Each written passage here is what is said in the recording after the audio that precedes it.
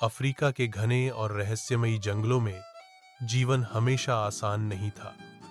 वहां रोज संघर्ष, शिकारी का डर और प्रकृति की कठोर परीक्षाएं थीं। मगर इन सब के बीच एक गोरिल्ला था जिसका नाम था बियेरू। बियेरू साधारण गोरिल्ला नहीं था। उसकी आंखों में चमक, चाल में आत्मविश्वास और दिल में अपार दया थी। बियेरू का जन्म एक छोटे से गोरिल्ला झुंड में हुआ था। उसकी मां काजरी और पिता टांबा झुंड के प्रमुख सदस्य थे। शुरुआत से ही बियेरू बाकी बच्चों से अलग था। वह अधिक जिज्ञासु था, पेड़ों पर चढ़ने और उतरने में तेज, और सबसे बढ़कर वह दूसरों की मदद करने में आगे रहता। जब भी कोई छोटा गोरिल्ला गिरकर रोता, बियेरू सबसे पहले उसे उठाने पहुंच जाता। बुजुर्ग गोरिल्ला अक्सर कहते, यह बच्चा बड़ा होकर महान नेता बनेगा। जैसे जैसे बियेरू बड़ा हुआ, उसकी ताकत भी बढ़ती गई। एक बार नदी में तेज बाढ़ आई। कई गोरिल्ला उसमें फंस गए। बियेरू ने अकेले ही एक एक कर कई बच्चों को बाहर निकाला। उस दिन पूरे झुंड ने महसूस किया कि बियेरू सिर्फ ताकतवर ही नहीं बल्कि जिम्मेदार भी है। जंगल में अचानक अजनबी इंसानों का प्रवेश हुआ। वे शिकारी थे जिनका मकसद गोरिल्लाओं को पकड़ना और बेचना था। बियेरू ने उन्हें पहली बार देखा। इंसान लोहे के जाल, आग और हथियार लिए थे। एक दिन उनका जाल बियेरू की दोस्त गोरी में फंस गया। बियेरू ने बिना सोचे समझे जाल तोड़ दिया और गोरी को छुड़ा लिया। शिकारी गुस्से से बोले, यह गोरिल्ला खतरनाक है, इसे किसी भी तरह पकड़ना होगा। बियेरू अब उनके निशाने पर था। गोरिल्ला झुंड में बुजुर्गों की एक सभा हुई। सब डरे हुए थे। एक ने कहा, हमें पहाड़ों की ओर भाग जाना चाहिए। दूसरे ने कहा, शिकारियों से लड़ना असंभव है। बियेरू ने पहली बार नेतृत्व संभाला और बोला, अगर हम भागेंगे तो वे और पीछा करेंगे। अगर हम डटकर खड़े होंगे तो शायद डरकर भाग जाएं। हमें एकजुट रहना होगा। सबने उसकी बात मानी। शिकारियों ने रात में हमला किया। बियेरू ने अपने साथियों को सुरक्षित जगह पहुंचाया और खुद सामने खड़ा हो गया। उसने पेड़ की मोटी शाखा तोड़ी और जमीन पर मारी। आवाज गड़गड़ाहट जैसी गूंजी। बाकी गोरिल्लाओं ने भी पेड़ों से आवाजें करना शुरू किया। शिकारी डर गए और पीछे हटे। यह जीत अस्थायी थी, लेकिन बियेरू का आत्मविश्वास और बढ़ गया। बियेरू का एक खास दोस्त था, कल्लू बंदर। कल्लू चंचल, शरारती लेकिन बहुत चतुर था। कल्लू ने बियेरू को सलाह दी, सिर्फ ताकत से इंसानों को हराना मुश्किल है, हमें दिमाग से खेलना होगा। दोनों ने मिलकर जाल तोड़ने, खाने को छिपाने और पहरेदारी की योजना बनाई। शिकारी अब और चालाक हो गए। उन्होंने गोरिल्लाओं को डराने के लिए बंदूकें चलाईं। एक गोली बियेरू के कंधे को छू गई। पूरा झुंड घबरा गया।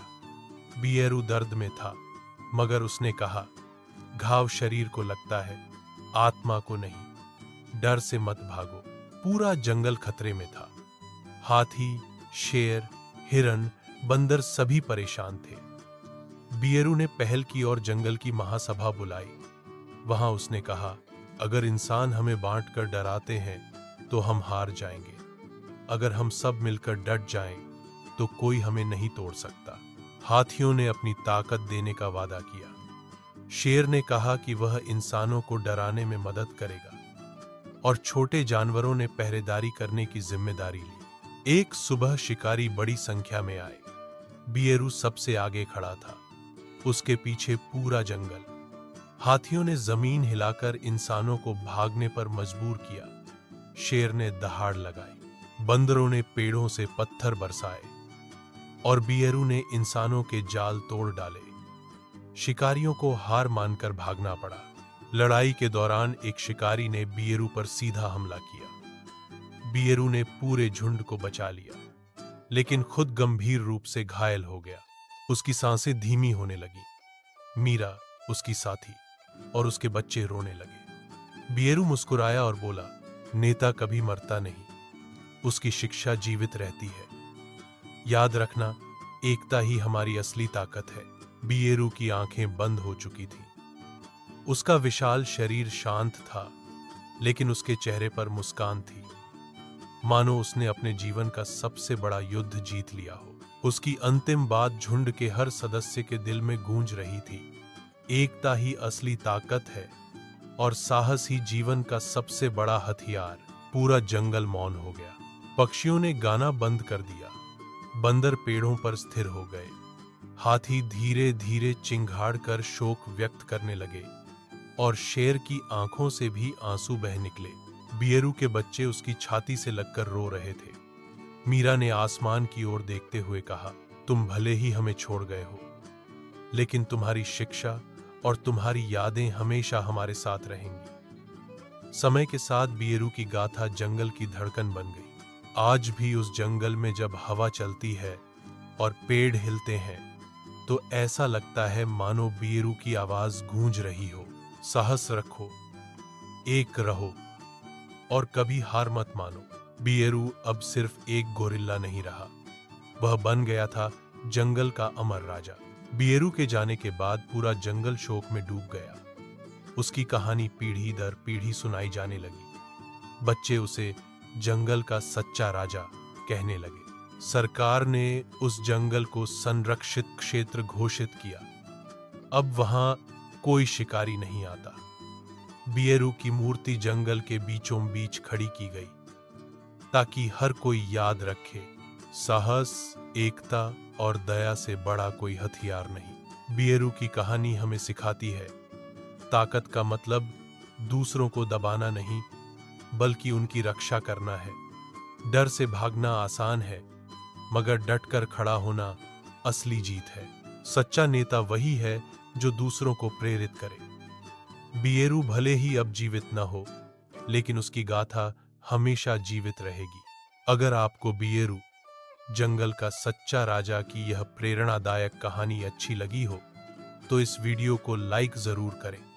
अपनी राय हमें कमेंट करके बताएं और ऐसी ही रोचक और सीख देने वाली कहानियां सुनने के लिए हमारे चैनल को सब्सक्राइब करना बिल्कुल न भूलें।